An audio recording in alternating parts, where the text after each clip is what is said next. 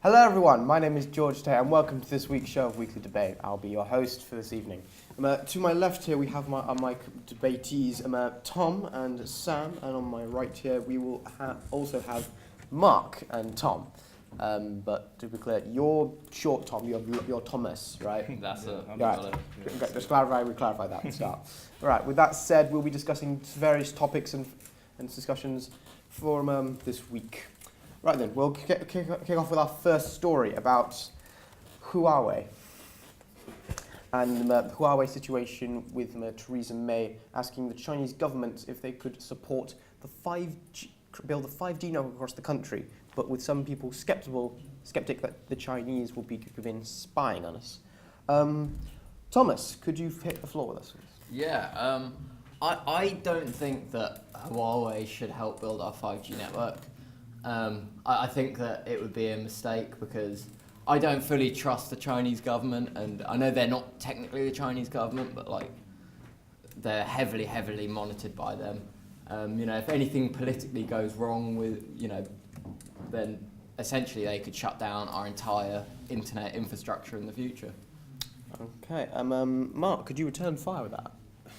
I think the issue is where is the British version of Huawei? Why are we paying a Chinese company with our own government's money and our public tax money to build this infrastructure? Where is the investment in British tech and British tech companies?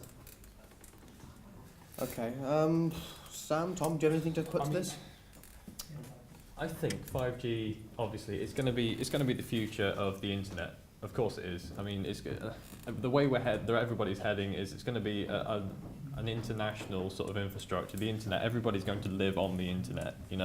It's going to be part of our everyday lives more so than it is now. And with faster network speed, then anything's possible. So, I mean, with that global sort of mindset, why not let the Chinese build an infrastructure of 5G networks in Great Britain? It could even be part of a trade deal. We could even give the Chinese something, help them build a more stable infrastructure of tech in their country. I don't know. It seems a bit... Okay, Tom, do you have anything to add to this? I agree. I mean, letting the Chinese build our 5G network it'd be good, because it might give us like a solid foundation to like build a friendship with them. Do you know what I mean?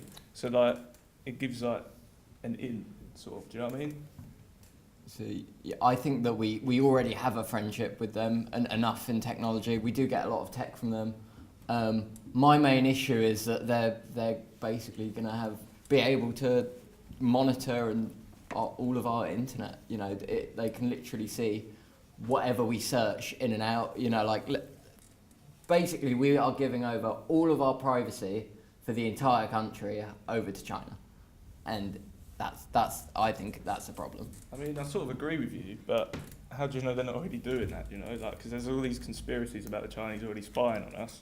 So Yeah, say we already have, most of us already have Huawei phones. Exactly. Who's to say they're not doing that already? And I think they probably are, but I mean, just because they're doing it already doesn't make it okay. And I don't think that makes it all right for them to do it in the future. I think we also need to look at privacy issues in China itself. Any searches for anything relating to Tiananmen Square, even referencing Xi Jinping's likeness to Winnie the Pooh is censored. So when you're dealing with a Chinese company, you have to understand also the censorship that exists there, and whether that would extend to the UK as well. Okay, well, can I ask, what is 5G at all? Because I have no idea what this actually is. I've just been told it's important for some reason. Yeah. Can you explain that? It's basically 4G, just it's going to be like 10 times quicker. Most of the future technologies coming out are going to be based around the capabilities of 5G. So if it's 10 times better than 4G, then why isn't it not called 40G? I don't know. I mean, make it's more similar sense. to that 3G to 4G scenario, isn't it? Yeah, It's sort of an upgrade. exactly. So it's Maybe more like a fifth 1-up than a generation 10. Yeah, That doesn't add up for me. Yeah. Okay, well then, so we've discussed things as such. All right. Well, if we've seen quite round up on that, so we'll have to move on to our next question about young Muslims. More specifically, how young Muslims are becoming disenfranchised, my apologies, for practicing Islam with the rise of the Islamic State. Tom, why don't you start us off this time? I mean,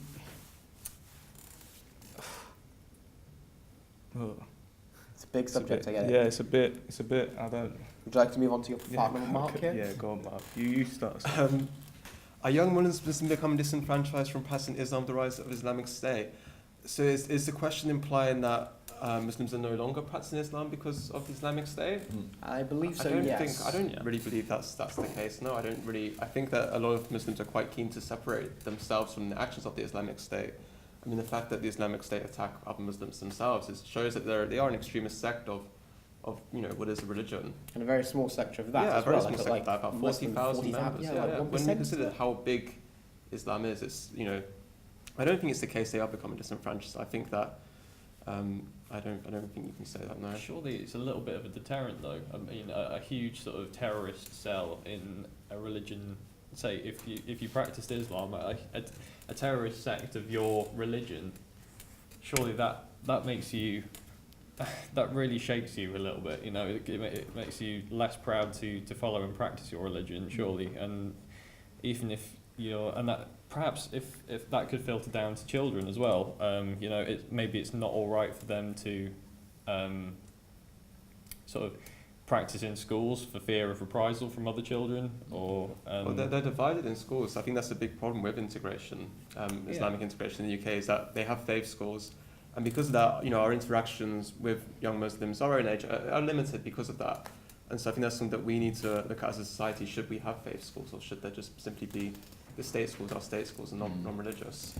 Yeah, I think it's not ISIS stop, like, it's not such a direct thing. It's not ISIS stopping, young Muslims from following their beliefs. I think it's more ISIS are changing people's views on Muslims, and so that's why people would feel less inclined to, practice their beliefs and that sort of thing. It's more of it's from like the symptoms of it almost. It's not such a direct thing. So, in other words, ISIS being associated with Muslims is creating the stereotype of this. Yeah. Does the problem come from British culture? Does it come from British media? Does it, is it a grassroots sort of thing where if the media paints Muslims in a particular light, then it filters through all of the ranks, doesn't it? I mean, it's not just a little section of a religion, a group that perhaps doesn't even associate itself with a religion. I mean, it probably shouldn't. But it's sort of being branded as all of Muslims, but if you say like a Christian cell committed an act of undescribable violence, then not all Christians would be to blame. It would just be a lone wolf with a mental problem, would it not? Yeah. I mean, I think media plays a massive effect, doesn't it, on the whole, ISIS and Muslims and them all being sort of part of the same, there's no, I mean, there is a solid divide, obviously, from the acts of, Muslims themselves and actually ISIS and that sort of radicalised groups and that sort of thing. But, I don't know, I think there should be a massively stronger sort of divide, to say that Muslims, they practice their religion, and that, it's just like everyone else practices their own religion, like Christianity, but these ISIS members and that sort of thing, they're completely sort of separate, and they have a massive extremist view on things, and it's just, Okay then. I'm just trying to. I'm just I been suppose thinking. it's the larger question of can Islam and the West coexist? Can Muslims exist in a secular state, because Islam is a political ideology as well as a religious one? Yeah. I suppose it's the bigger question we need to be asking about this. But shouldn't Muslims that are being fed by this actually stick to their beliefs? Maybe stick to this and say, no, this is not who we are. This is who we are. 100% Yeah. they should stick to it, shouldn't I they? think people do. People keep their faith. Part of faith, I think, is sticking to it no matter what sort of thing. And I think that ISIS is almost seen as like a challenge to a lot of Muslims too, as in like stick to their beliefs and not have them swayed by people who are doing terrible things. Yeah. Most Muslims denounce the Islamic State, pretty much. It's just not part of their religion. Well, I'm glad we've got a good, solid agreement on that. So we'll move on to our third subject of the day, which is discussing about kids' mental disorders are being caused by bad role models in the family, according to studies. Does anyone have anything to say about this? I don't think that it's a case that children are struggling more with mental health. I think that people are becoming more aware of it, and therefore we're seeing more reported cases. I think the stigma is going away around mental health, and therefore people are more open to talk about it, and therefore children are getting more help. So when we look at the percentages, I think it's good to see the positives as well as the negatives in this scenario. Okay. When it says bad role models, does that mean the stigma that you're talking about? Is it the stigma that's left from the parents not being able to talk about their own mental problems? Does that then filter down to the children, and therefore they, unknowingly, perhaps the parents feed the children their own sort of problems in a way that can be quite damaging.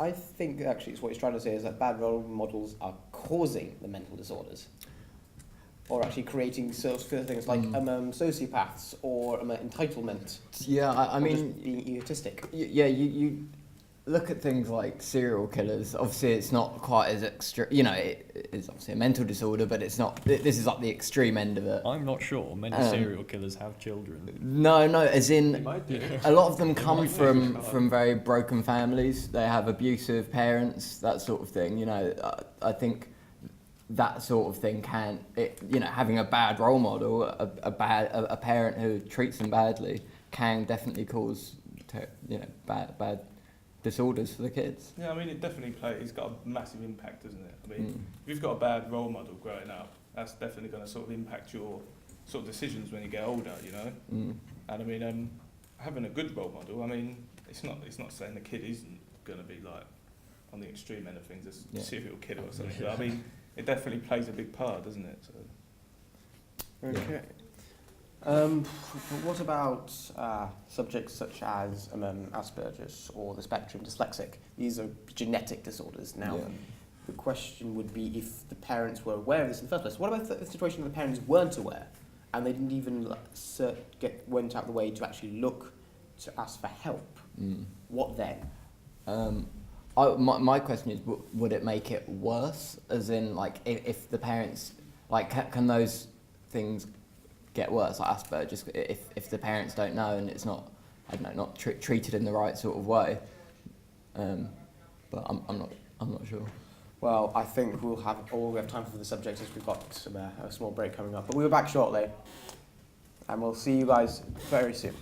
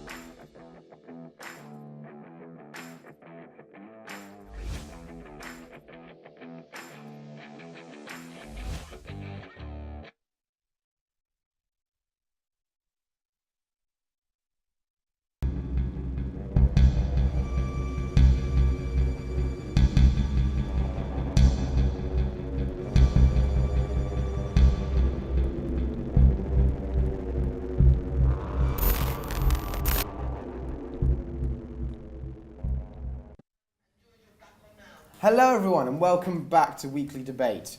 We're going to now skip straight on to a big subject everyone's been waiting for, and will probably be waiting for until October.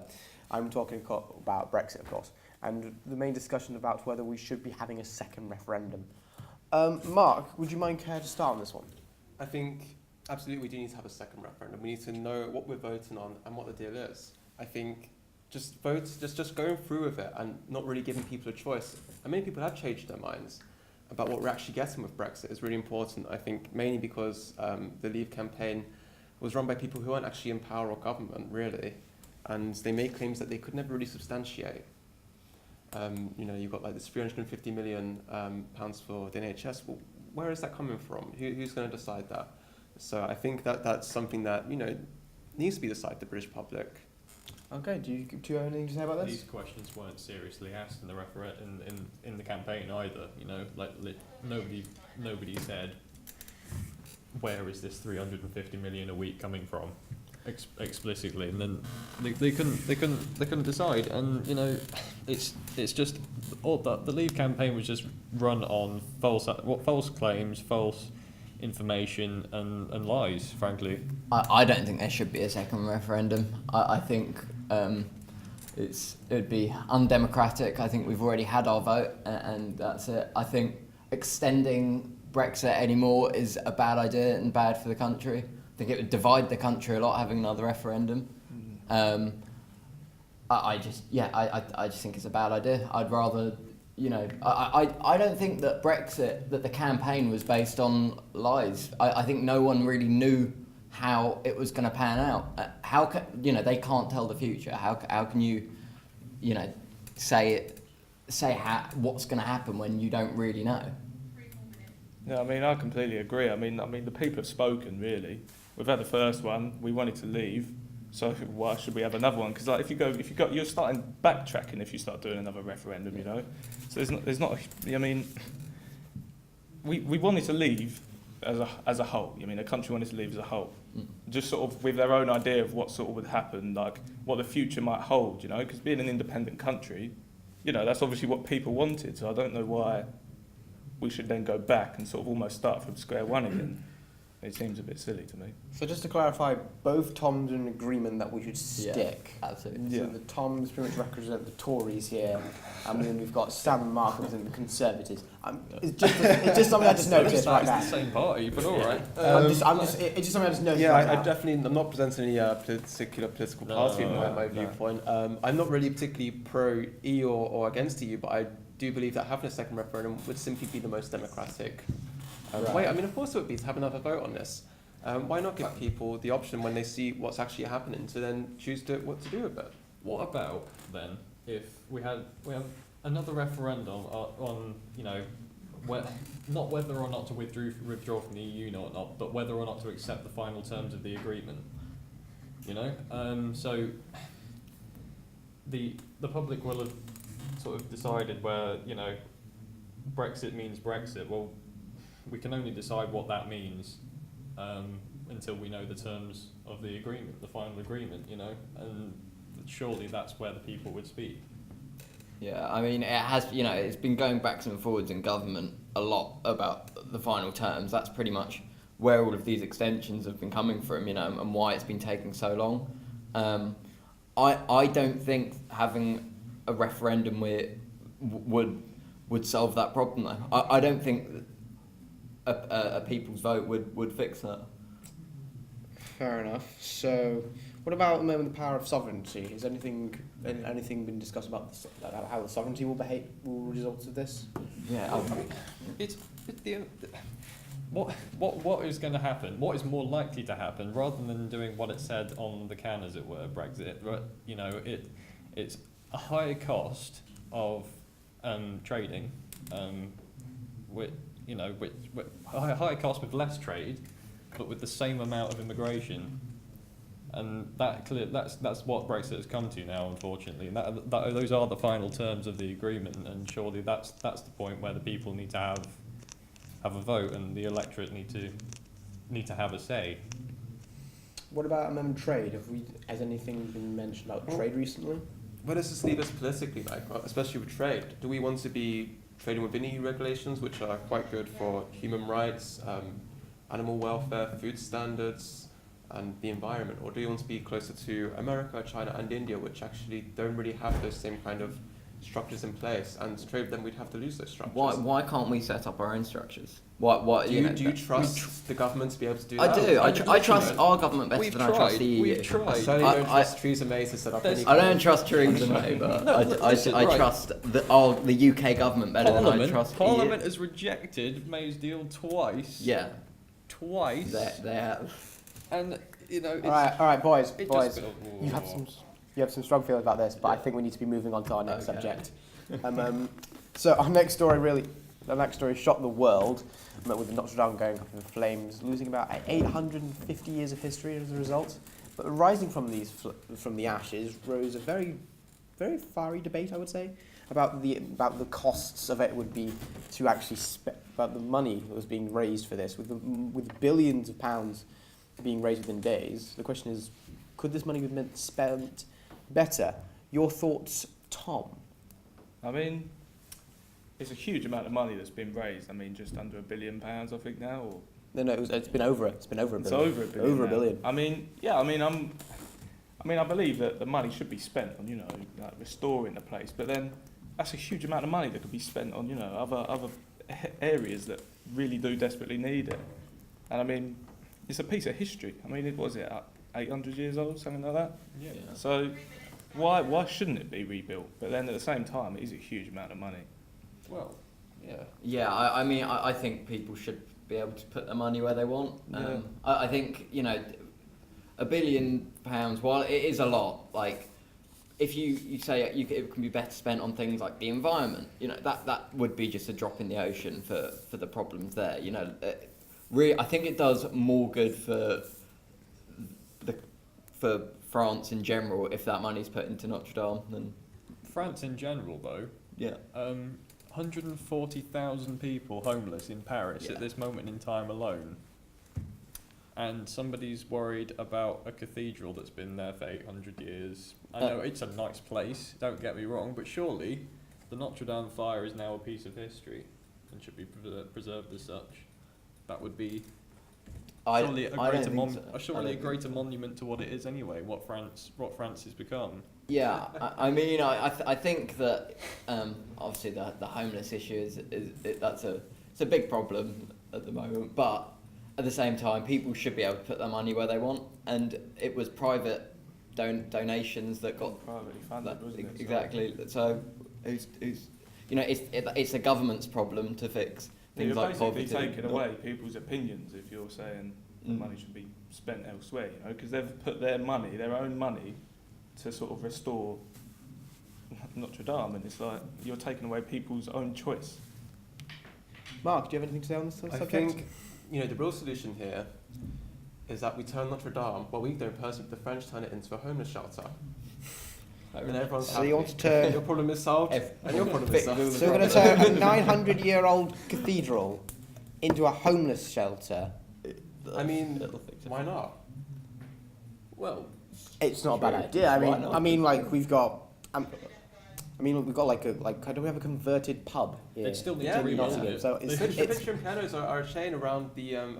And there's wait, do they several. specify churches? And They're all rebuild- cathedrals, yeah. I'm pretty sure Ah, they're that's- all cathedrals, yeah. That's actually quite And there's a impressive. symbol for being good. Like it Holiness would be and quite beer. a strong symbol, Yeah, it would be if very- I it think it was would be a turned strong into symbol. homeless. Yeah, just reading your Bible with a pint of Stella in one hand. Yeah, I'm yeah. not talking about I'm talking about the homeless shelter. Yeah, sorry. It's Sorry, As part of a Christian culture, surely that's the way it should go.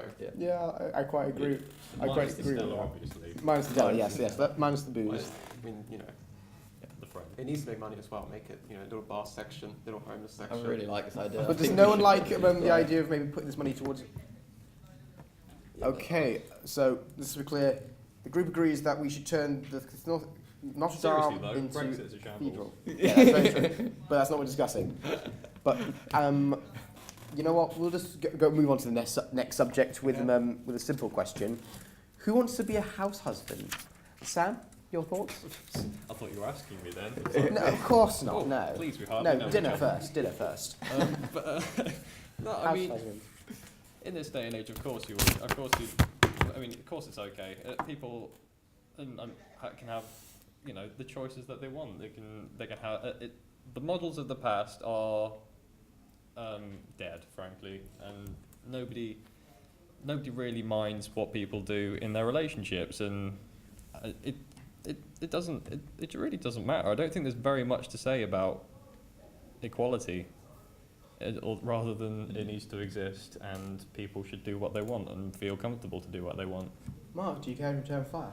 I mean, I totally agree. It's really the couple's prerogative about if the husband stays home to look after the kid or the house. I don't really think it's a major issue, and power to them if that's what they want to do. So this is more like a debate for sexuality in a way, and the roles being switched between Like male gender, and females. yeah. Yeah, gender. So Or there's a gender question equality. of Gender lack of roles. masculinity if you are the house husband. These are old values. I think, again, people should be able to do what they want. Personally, I don't think, it's for me. I feel that as a man, I have a responsibility to provide. I don't know if that's a bad, as in like for gender roles and that sort of thing. I don't know if that's a bad way of looking at it and that sort of thing. But at the same time, people should be able to do what they want. Yeah, I mean, I agree. I mean, personally, I wouldn't want to be a house husband because, I don't know, that's just my view on things. I wouldn't want to be in a house, just whatever. But, I mean, why not be a house husband? I mean, it's this day and age now where, a woman can go out of work, the husband stays behind. I mean, just either way, it don't really matter. Think about it, you actually just don't have to do anything. You can just do like, it's Yeah. like Yeah. 3 hours of chores, and then you just leave off for the rest of the day. Yeah. It's like, I mean, isn't Get to working... play video games. it's a win-win situation. It really is a I win-win think you're situation. actually a much more emasculating job than being a house husband. That's because you're more athletic than me. I think that's why. But that's quite fair. Yeah, I think going back to just like gender roles and looking at that side of things. Do you think that's less important today? Do you think gender roles don't exist anymore? Of course they still exist, of course. They'll never cease to exist, but I don't think that means that we can swap... I mean, it doesn't stop us from swapping them and being People's flexible values with are them. changing. Yeah, A little bit. I think they're more flexible. Yeah. Like Mark. Yeah. Okay. In terms, do you think old people would agree? Or older people, I shouldn't say old. Yeah, the older generation. do you think the older generation would agree with that sort of thinking? Do you think it's? I think older people are so stuck in their ways now, where the woman did stay at home and the man went out to work, and that's just how they've sort of grown up in throughout the years. And I think they're probably so used to that role, Okay, well, I think we've debated this subject very questionably, but that's all we have time for. We'll be going back to our second break. We'll be back shortly. Thank you very much.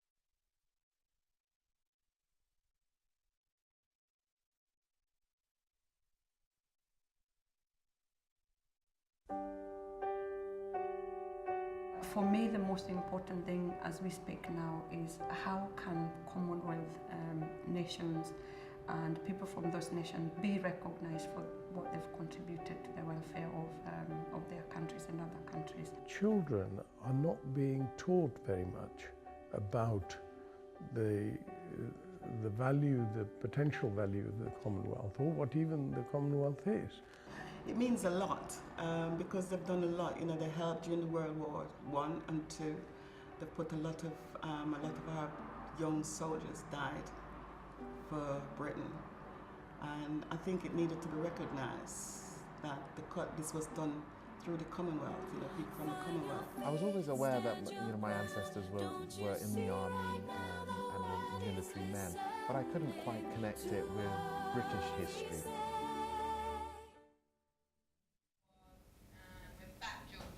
Welcome back, everyone, and welcome to this weekly debate. We are going to be moving on to the third part of the show, starting off with vegans. Vegans, and the headline is reading is that veganism is the single biggest way to reduce our environmental impact on Earth, studies find. What's your opinion on this, Tom? Well, I don't think it's the single biggest way, but I mean, yeah, it is sort of a start because I mean, I think it was like the cow burp. Have you ever heard about how much? Methane. Yeah, methane. I mean, it was. I think it was reported that the amount of methane set off by a cow burp is equivalent to sort of every like car, plane on like in a year's span. Is like all the motor engines, like planes, boats, in like a single year. I mean, that is crazy to me. So it's a massive way to sort of reduce our sort of, what do you call it, our footprint. I mean, the impact on the environment. So. Mark, care to support your pun's claims? Yeah, I mean, it is it's the carbon footprint, I think is the word. I think trying to get people to turn vegan like that is probably a bit too hard, but I mean, people can certainly reduce the amount of meat they do eat. We eat an unnatural amount of meat, really, I think. And I think kind of encouraging a more plant-based diet, but slowly encouraging it is the best way to go rather than being a militant vegan. It's better to encourage a natural change. Okay, Tom, you can start off this one. I don't think being vegan would make that big of an impact on the environment. I think bigger impacts would be things obviously like cars and if they would go electric, or that more that sort of thing. I think if everyone went vegan, the amount of machinery needed to harvest all of those all that vegetation would end up, I don't know the exact figures, but I think would end up somewhere similar or not actually help the issue that much. What do cows eat? The grass. The grass. They do eat the grass. Also, cow burping, surely killing them would make them not burp and therefore less methane. So we should have one big meat party where we kill all the cows and then just freeze it. So you're Freeze it. Yeah. So you want to kill off like a couple hundred cow species to stop. Yeah, no, I get what you're saying, but I mean the thinking about that, like the footprint of everything. The fashion industry, for instance, a third of all pollutants in the world. Yeah, fast fashion is really big. Completely crazy. And big corporations that are reluctant to switch to cleaner energy, cleaner, more sustainable fashion is harming the planet in more ways than veganism, But could help stop it. It's really up to consumers to make that choice themselves, because as long as people keep buying stuff, the companies will keep, they'll keep pushing it out because that's the nature of capitalism. So it's the consumers have to be ethical, and they have to look at the company's policies and decide, this is harming the planet, so I'm not going to give my money. I don't think it's down to the consumer. I think we should be able to live our lives normally without having to really think about that stuff, and companies do it for us, basically. I think it's their responsibility. I think in the last year or so, the consumers had taken a conscious decision to reduce plastic waste. Yeah. And that hasn't really happened before. We've tried recycling, for the past decade, and it hasn't really worked up until now, when there's been a massive wake-up call from, programs such as, Blue Planet and stuff like that, that sort of really show us that the planet is dying. We really ought to do something about it. And I think that then the consumer does need to will then take responsibility, and that's just how it is. Yeah, I think they do have to be fair, like, consumers do have certainly a responsibility, but I don't think as much as companies still. I think, a lot of these problems, I don't think the UK changing will change that much in terms of a global scale. I think it's the countries like China, India, America, all the big superpowers, they're the ones that need to change their ways. I don't think we would have any impact on the planet at all, really. We can still look after our own environment, less plastic, less waste in general, and we can have clean air for everyone. You're absolutely right. What can be done about China? Therefore, veganism isn't the sole reason that. Yeah. Mark, Yeah. no, sorry, Tom. My apologies. Yeah, I mean, back to what you were saying about us not making an impact. I think everyone has that same attitude. So it's like they've always sort of going, oh, if we do it, like why shouldn't the rest of the world? And I think as a collective world, you know, as a planet, we should do that. So if we started sort of, you know, implementing these things, then maybe other countries would follow in our footsteps, you know. So. Okay then. Well, that was quite well rounded, everyone. So we'll move on to our next subject, which is the hashtag #MeToo story that came out with a headline saying that hashtag #MeToo movement has transformed into a mob rule, with specific celebrities and high members of social society using their wealth and their fame to try and manipulate people in certain ways. Mark, why don't you start with this one? I don't think that's true. I think a lot of it is the case that you have a lot of like actors and people that are relying on these producers, you know, for their income and you know, for their careers. And so it takes the people at the top to initially name them, the people at the bottom then to feel comfortable to come out and do it as well. Because I think, you know, people forget just how powerful, like, you know, your Harvey Weinsteins of the world are, and just how much control they do have over people's careers.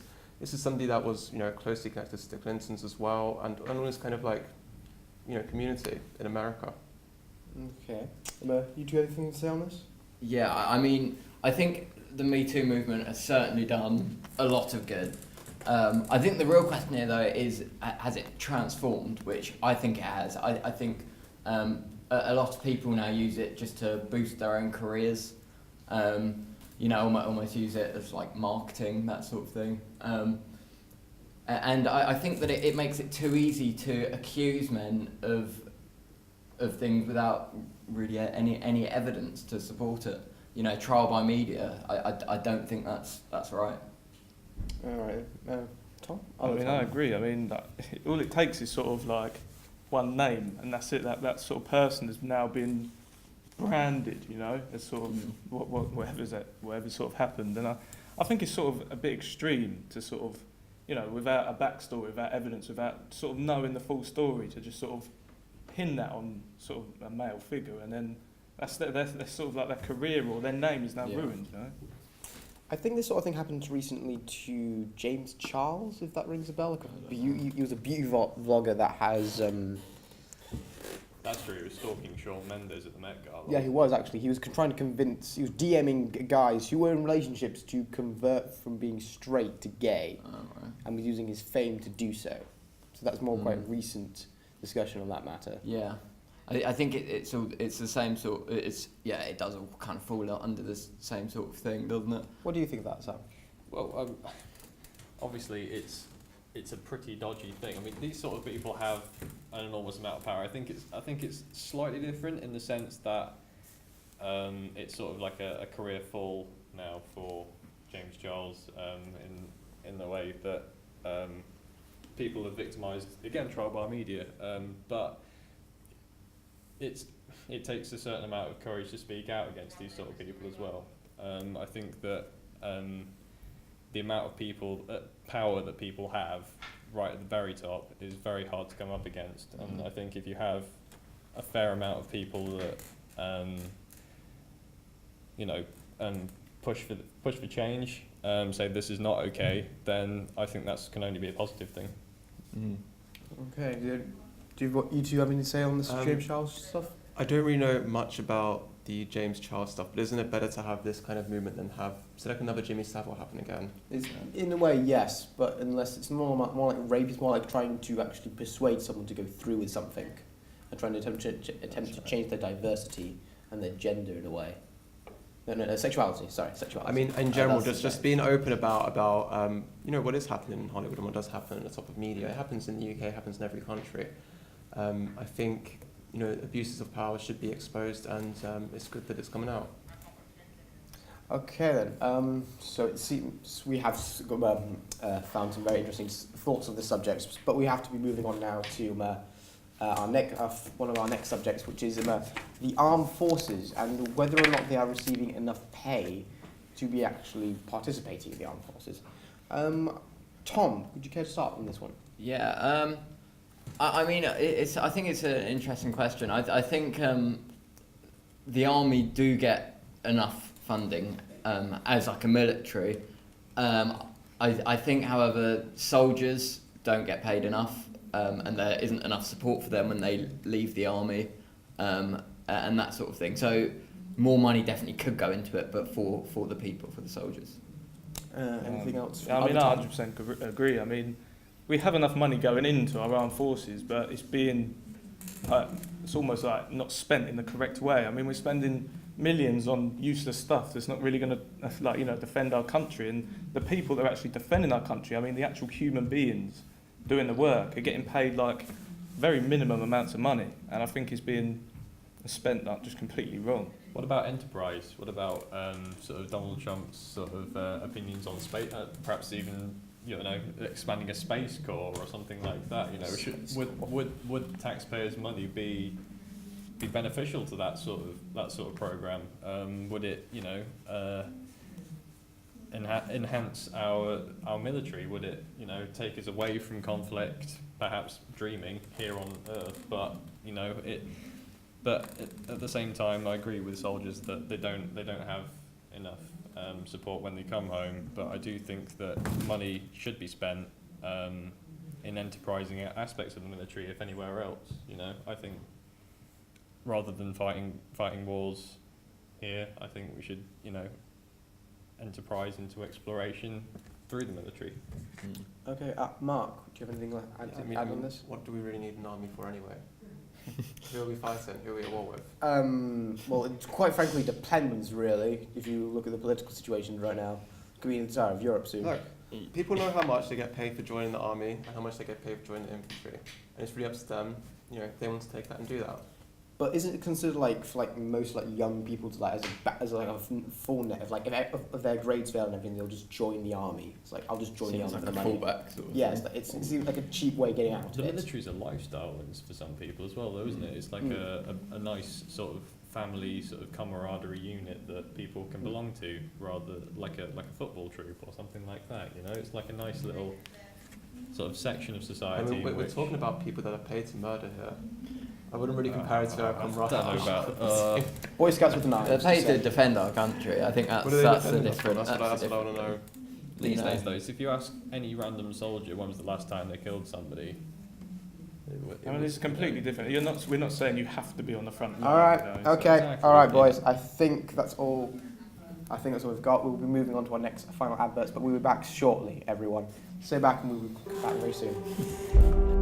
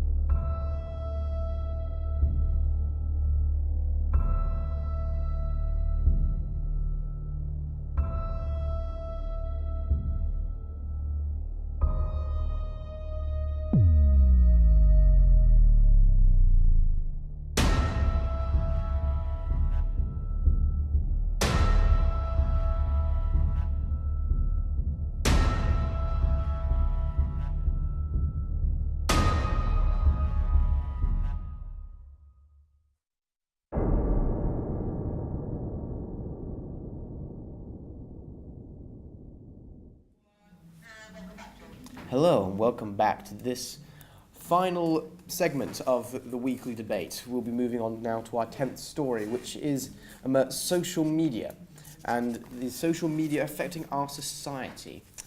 Tom, start us off. Ooh, well, so I think social media is massively affecting our society. I mean, at first it was implicated as a tool, you know, to keep in contact, like, you know, and find people around the world and that sort of thing. But now it's almost controlling our lives, you know. People are living on their phones and, you know, it's gone way too far. I mean, the idea of meeting up and actually, you know, it's social media, it's gone way out of control, really, to the point where, like, you know, every waking second you're on your phone all the time. Do you know what I mean? Thomas, counter. Yeah, I think social media is a good thing, really. I think it does a lot of good for the world. Obviously, you know, there's terrible things that come along with it, but it's like anything, you know. It's same with books, you know. It's like there's you know, Mein Kampf. There are some terrible books written about terrible things, but there's also good ones, you know. And it's the same sort of thing. You know, you have two sides to everything, really. Mark, turn fire. So we're comparing social media to Mein Kampf. To books. I'm comparing social media to books, not Mein Kampf. Yeah, I mean, in a way, there's positives and negatives. Maybe not as extreme as a National Socialist Fascist genocidal state, but they're still there. And yeah, social media can be a tool for good and for bad. Absolutely. It can be great to be connected with people. It can be great to you know, share films, music that we're creating. As creatives, it's great for us, I think, you know, just to share what we're doing, to put on events and to do it independently. And I think social media is a great tool for that. So I think it does depend how you use it, but I think it is a tool for good, and it can be used for good as well. Sam, anything to say? Well, social media is our lives, isn't it, now? Like, I agree with Tom. I think that what we have now is just a stepping stone to a global infrastructure of the internet. You know, people are going to be living on social media, and what we have now as social interaction is going to be online.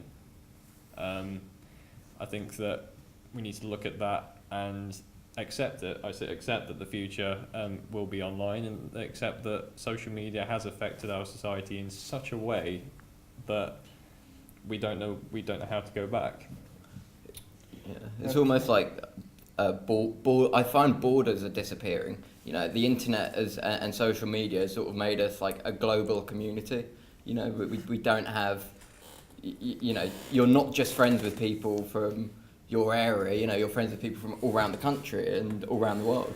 And isn't that a great thing? I think that's fantastic. I mean, it is a great thing, but I mean, if we look at like what kids are like today, growing up, I mean, from a very young age, they're just sort of given mobile devices and that sort of thing, and they're growing up. I mean, that comes back to bad parents, doesn't it? Oh yeah, of course. But I mean, it's still social media, you know, and you're giving your kid like Instagram or Facebook and and it's just at a young age, it's growing up thinking that's the right way to sort of act. So when they go into their adult life, they're always gonna think that is the right thing to do. They're gonna be glued to a device. To be It is though. That is what our society's like. I think our kids should be able to learn what real life is going to be like, and that's, you know, fortunately or unfortunately, we do spend our lives on our phones.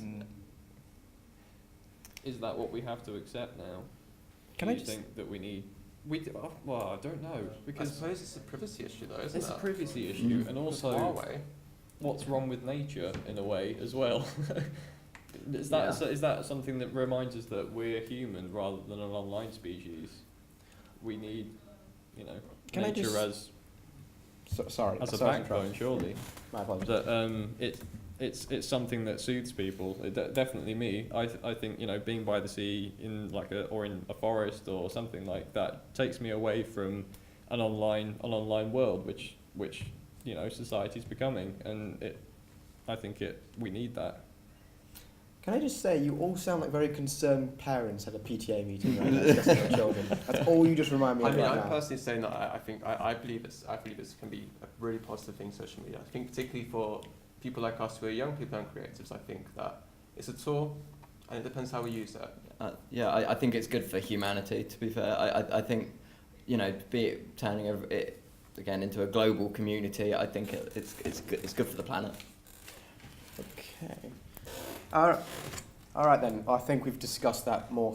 Fair enough, fathers. I think that we appreciate your pawns here. That's Nottingham High. Now, moving on to our next subject of the evening: nuclear weapons, and do we need them to protect us? Sam, the spotlight is on you. You start. Right. Personally, no. I don't think we do need nuclear weapons to protect us. I think that the way that wars will be fought now will be either online or indeed national and political agendas have changed from what wars were once fought over. It's rather more about an economic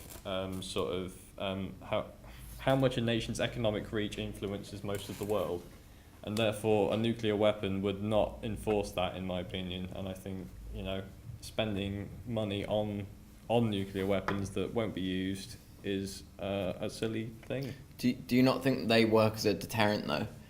Just because I think other countries, if they develop. I think ideologies work as a deterrent. I think people's need for expansion and people's need for territory and people's need for power is a deterrent enough.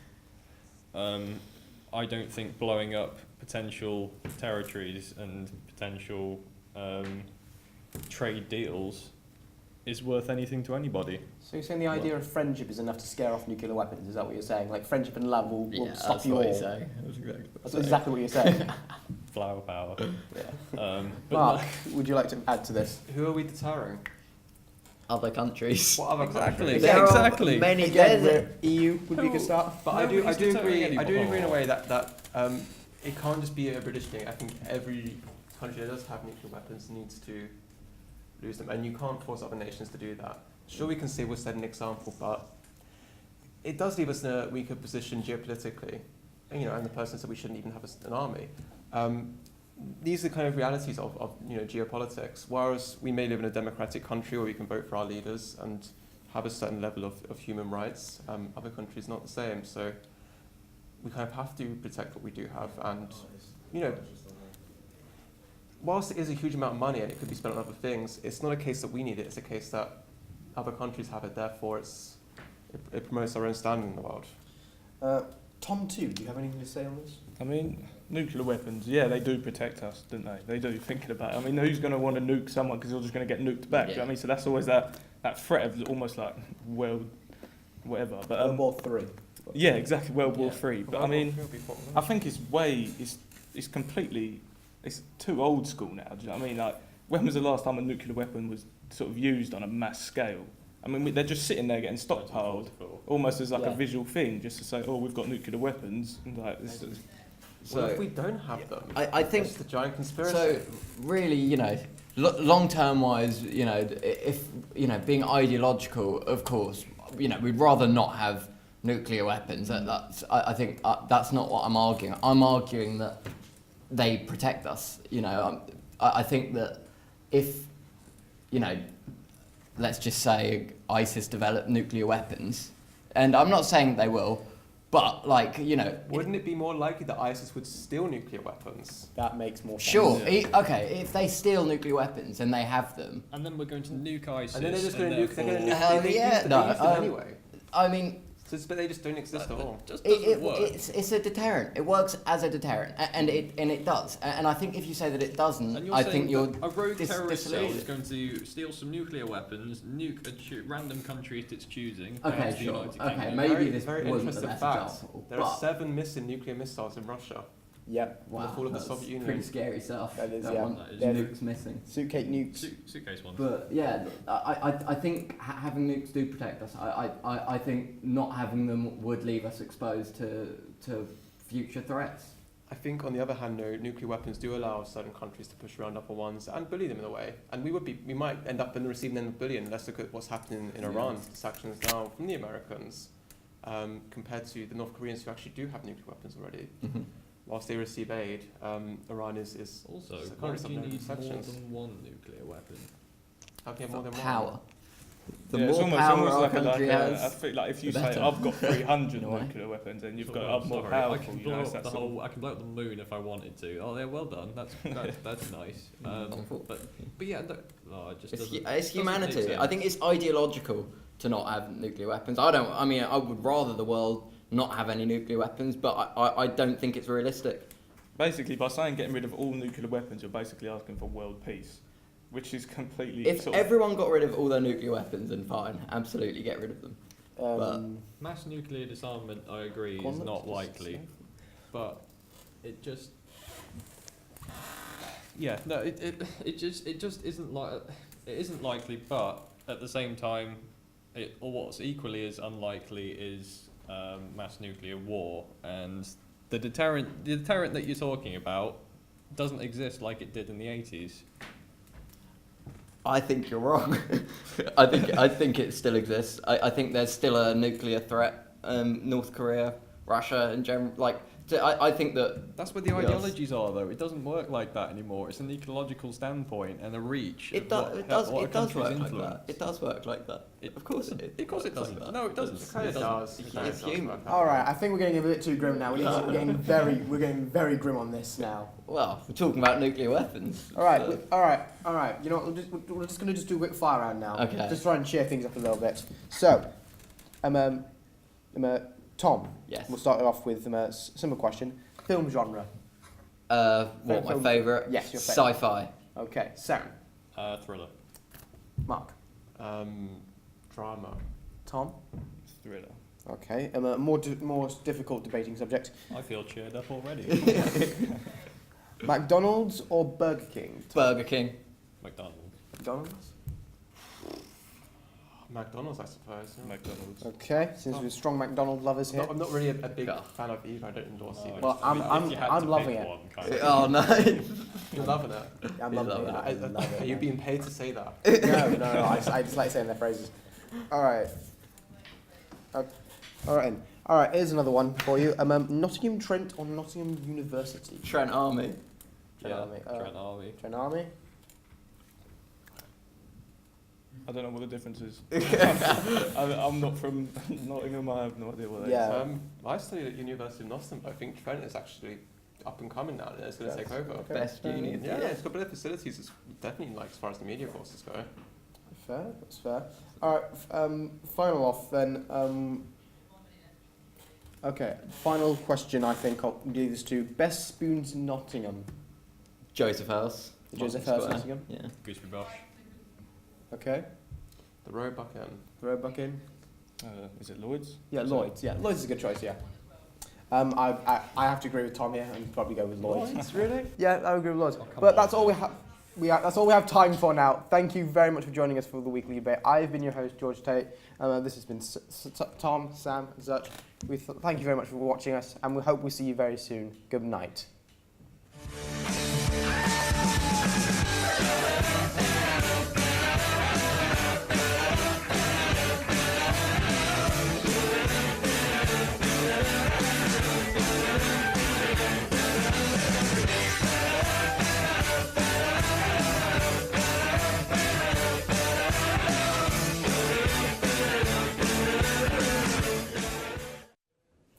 One final thing, thank you for Nottingham College for allowing us to use their facilities and their staff. They've been a really huge support for this, and we hope we work with them very soon.